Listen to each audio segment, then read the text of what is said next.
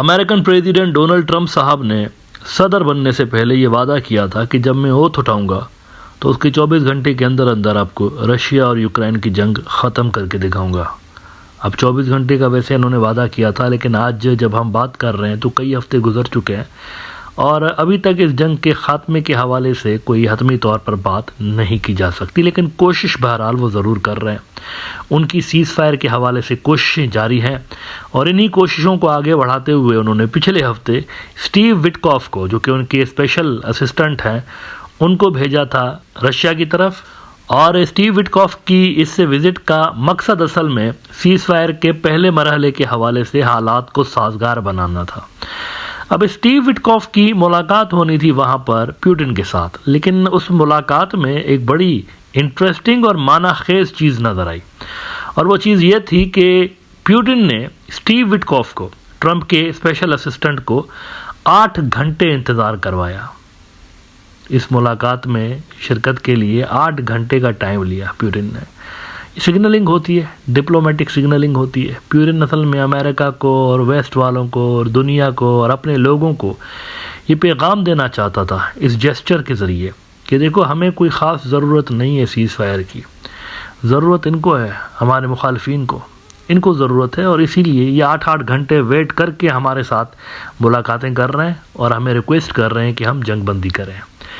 अच्छा, उसके बाद क्या हुआ? उसके बाद ये हुआ कि पुतिन की मुलाकात तय थी टेलीफोन के ऊपर। मुलाकात उनकी तय थी अमेरिकन प्रेसिडेंट डोनाल्ड ट्रंप साहब के साथ और ये मुलाकात हुई भी। कल गालिबन ये मुलाकात हुई है और इस टेलीफोनिक कन्वर्सेशन के दौरान भी एक इंटरेस्टिंग चीज़ लोगों ने नोट की और वो इंटरेस्टिंग चीज़ ये थी कि जब टाइम हो गया टेलीफोन कॉल का तो पुतिन उस वक्त कोई बिज़नेस कम्युनिटी से बातचीत कर रहा था, उनसे मुलाकातें कर रहा था, रशिया की बिज़नेस कम्युनिटी से। दौरान मुलाकात उनको याद दिलाया गया कि सर, आपकी ट्रंप के साथ मुलाकात का टाइम हो गया, उनकी कॉल का टाइम हो गया है। तो इस पे उन्होंने कोई जोक सुनाया लोगों को इस डिले के ऊपर।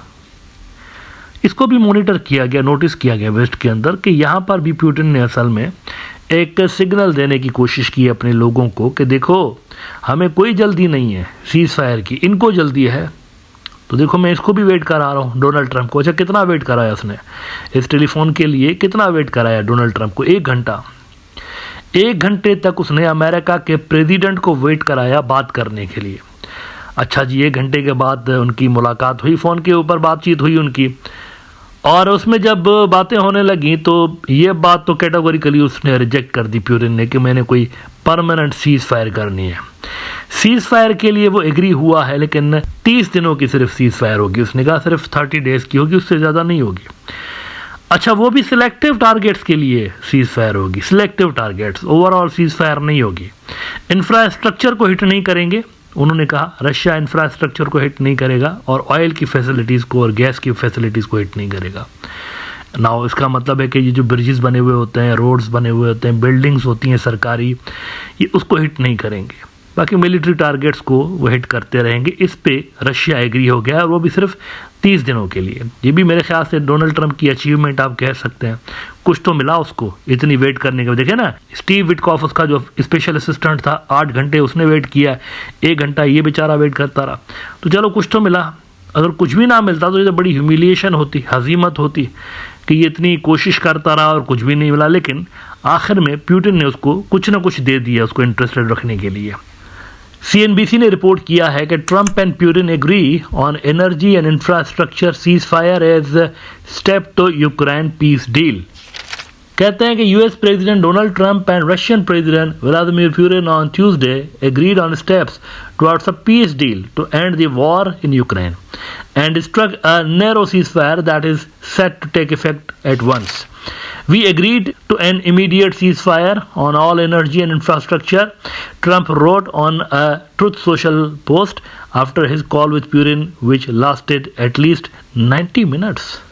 Look at that. 1.5 घंटा बात करते रहे। 1 घंटा बेचारे को वेट कराया, उसके बाद 90 मिनट तक, 1.5 घंटे तक इनके दरमियान मुलाकात हुई है। अच्छा, ज़ेलेंस्की को तो खैर मानना ही था। ज़ेलेंस्की के बारे में मैं क्या बताऊँ, तो गैर ज़रूरी उसके बारे में बताना। खैर, उसको तो जो ट्रंप कहेगा वो मानेगा, because he need America badly. उसको अमेरिकन असिस्टेंस की ज़रूरत है, सीधी सी बात है। अमेरिकन हेल्प नहीं करेंगे तो वो इस जंग को कंटिन्यू नहीं रख सकता।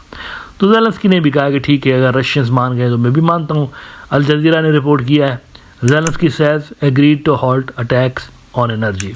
तो अच्छी बिगिनिंग है मेरे ख्याल से, पीस के लिए ये एक अच्छी बिगिनिंग है और उम्मीद करते हैं कि जो पहला मरहला 30 दिनों का उन्होंने एग्री किया है सिर्फ इंफ्रास्ट्रक्चर के हवाले से और ऑयल की फैसिलिटीज़ के हवाले से, उम्मीद करते हैं इसको बढ़ाया जाएगा और सीज़ फायर जो है मुकम्मल तौर पर इम्प्लीमेंट कर दी जाएगी।